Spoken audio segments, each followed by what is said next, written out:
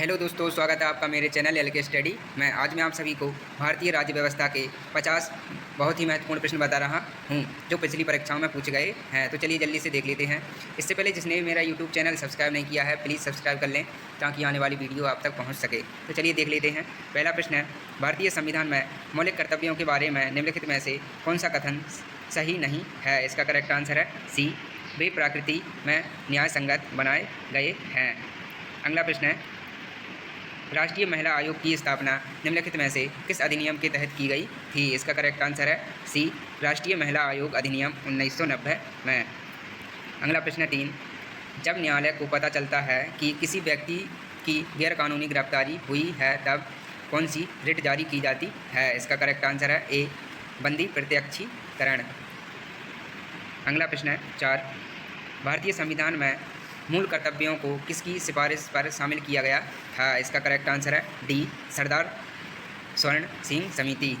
अगला प्रश्न है 5, भारत के संविधान के अनुच्छेद 111 के तहत कोई धन विधायक जो राष्ट्रपति के समक्ष अनुमति के लिए प्रस्तुत किया जाता है खालिस्तान द्वारा हस्ताक्षरित एक प्रष्ठकृत प्रमाण पत्र द्वारा समर्थित होना चाहिए कि यह कथन एक धन विधायक है। इसका करेक्ट आंसर है सी, लोकसभा अध्यक्ष। अगला प्रश्न है 6,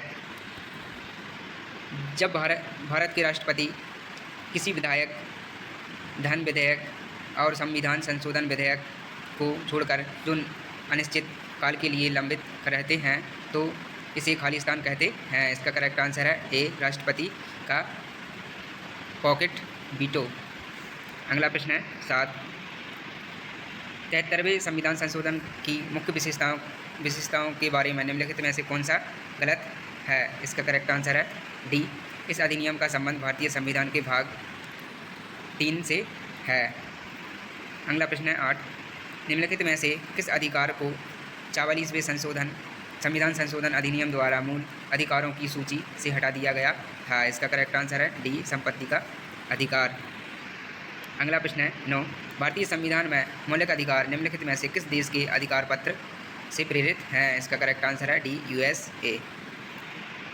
अगला प्रश्न है 10, निम्नलिखित में से कौन केंद्र में लोक कार्मिकों की भर्ती और सेवा शर्तों से संबंधित विवादों को निपटने के लिए उत्तरदायी है? इसका करेक्ट आंसर है ए, केंद्रीय प्रशासनिक न्यायाधिकरण।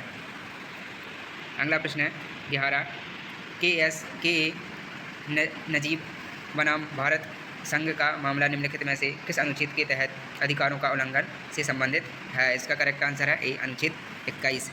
अगला प्रश्न है 12, प्रारूपण समिति ने भारतीय संविधान का पहला प्रारूप कब प्रकाशित किया था? इसका करेक्ट आंसर है बी, फरवरी 1948 में।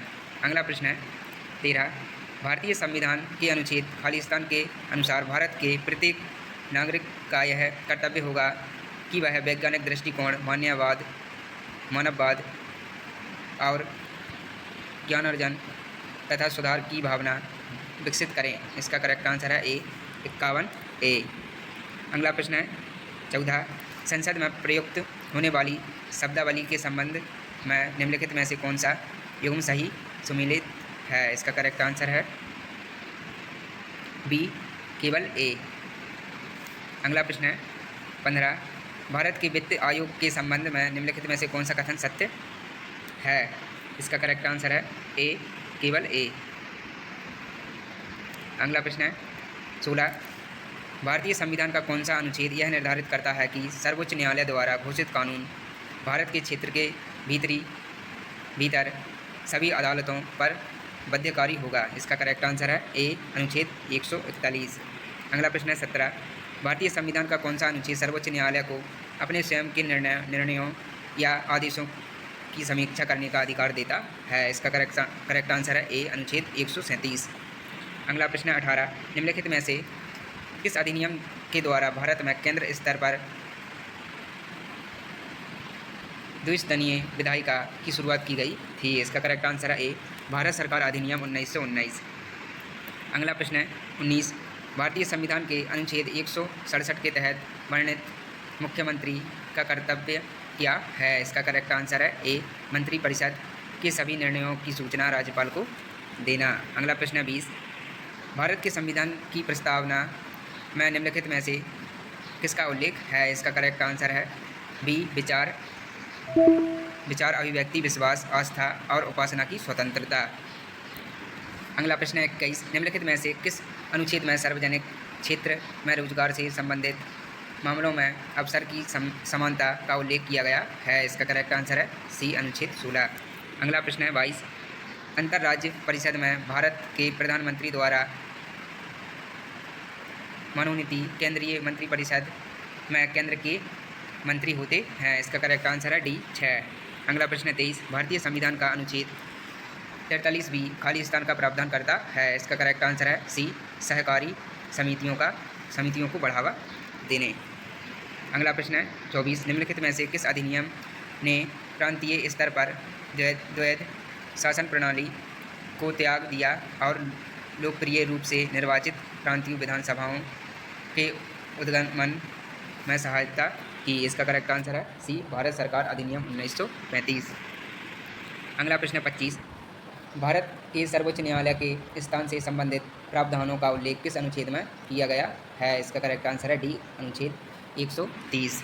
अगला प्रश्न 26, भारत के सर्वोच्च न्यायालय द्वारा बेटियों की उनकी पैतृक संपत्ति में समान अधिकार प्रदान करने के लिए किस अधिनियम में संशोधन किया गया है? इसका करेक्ट आंसर है सी, हिंदू उत्तराधिकारी अधिकार अधिनियम।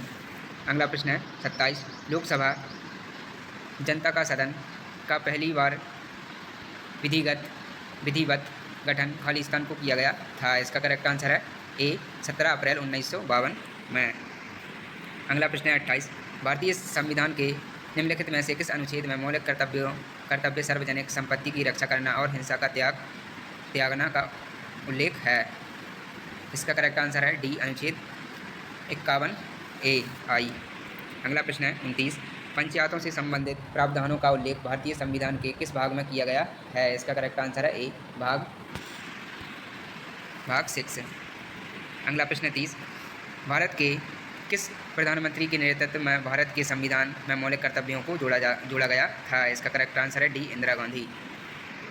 अगला प्रश्न है 31, संविधान का कौन सा अनुच्छेद न्यायपालिका को कार्यपालिका से अलग करता है? इसका करेक्ट आंसर है सी, अनुच्छेद 50। अगला प्रश्न 32, भारत के संविधान का कौन सा अनुच्छेद राष्ट्रपति को विशिष्ट श्रेणियों के मामलों में उच्चतम न्यायालय की राय लेने के लिए अधिकृत करता है? इसका करेक्ट आंसर है ए, अनुच्छेद 143। अगला प्रश्न 33, भारत का संविधान सरकार की खालिस्तान प्रणाली के साथ एक संप्रभु समाजवादी धर्मनिरपेक्ष लोकतंत्र गणराज्य है? इसका करेक्ट आंसर है बी, संसदीय। अगला प्रश्न है 34, भारतीय संविधान में 11वां मौलिक कर्तव्य किस वर्ष जोड़ा गया था? इसका करेक्ट आंसर है बी, 2002 में।